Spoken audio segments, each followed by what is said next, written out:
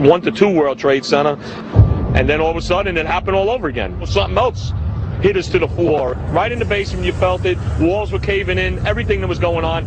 I mean, I know of people that got killed in the basement. I know of people that got broken legs in the basement. People that got reconstructive surgery because the walls hit them in the face.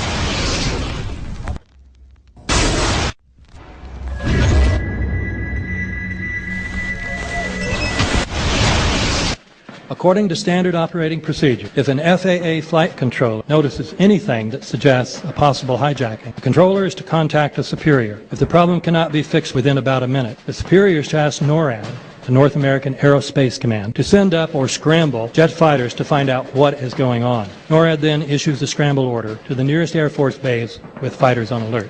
But although interceptions usually occur within 10 or so minutes, in this case, 80 or so minutes had elapsed before fighters were even airborne. It's a mind-bending anomaly. Not a single U.S. Air Force interceptor turns a wheel until it's too late. There are no jets at all. What if they were so confused and had been so deliberately confused that they couldn't respond? The reason that they didn't know where to go was because a number of conflicting and overlapping war game exercises were taking place. It involved the insertion of false radar blips onto radar screens in the Northeast Air Defense Sector. Center Team U, we have a problem here. We have a hijacked aircraft headed towards New York. We need someone to scramble some F-16s or something up there to help us out. Is this real world or exercise? Is this real world or exercise? There was another exercise, Vigilant Warrior, which was in fact, according to a NORAD source, a live-fly hijack drill being conducted at the same time. With only 8 available fighter aircraft, and they have to be dispatched in pairs, they were dealing with as many as 22 possible hijacks on the day of 9/11, and they couldn't separate the war game exercises from the actual hijacks.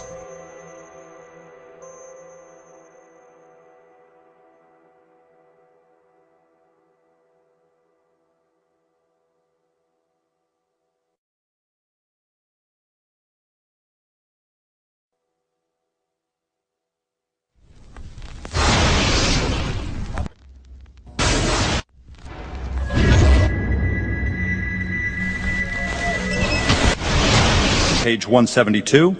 The U.S. government has not been able to determine the origin of the money used for the 9/11 attacks. Ultimately, the question is of little practical significance. The American authorities have not managed to trace the source of the funding. And then the most amazingly disingenuous statement, ultimately, is it of little consequence. It is of massive consequence. Doesn't it matter who paid for 9/11? The collapse of Building 7 has been recognized as especially difficult to explain. The 9/11 Commission report implicitly admitted that it could not explain the collapse of this building by not even mentioning it. President, why are you and the Vice President insisting on appearing together before the 9/11 Commission? Because the 9/11 Commission wants to ask us questions. That's why we're meeting, and I look forward to meeting with them and answering their questions. Why you're appearing together rather than separately, which was their request? Because it's a good chance for both of us to answer questions that the 9/11 Commission is looking forward to asking us, and I'm looking forward to answering them. Let's see. Do you think they should be able to stand up and speak their own words? They should go under oath. They should be, yeah, in public.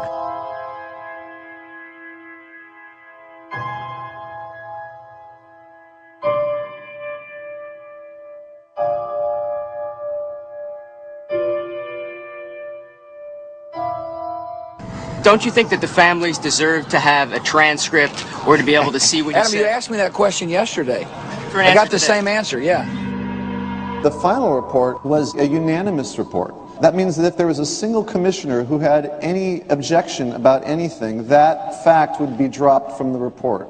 We have found out that he not only served on the transition team of the Bush administration, that he was a person who wrote a draft memo for the setup of the Bush administration's National Security Council, that he was an individual who wrote the preemptive war strategy that was eventually used for the war in Iraq, that he is a close friend of Condoleezza Rice's. We want him to resign. There is literally nothing in the 9/11 report that the Bush administration did not approve of. We can understand, therefore, why the Commission, under Zelikow's leadership, would have ignored all the evidence that would point to the truth. that 9/11 was a false flag operation intended to authorize the doctrines and funds needed for a new level of imperial mobilization.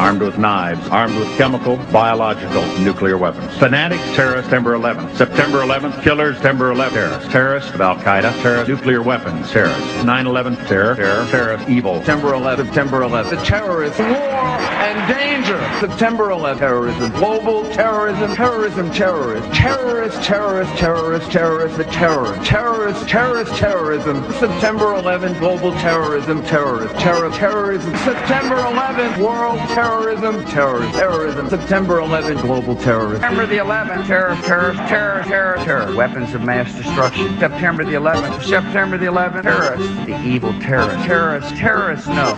Terrorism. The words are hypnotically repeated.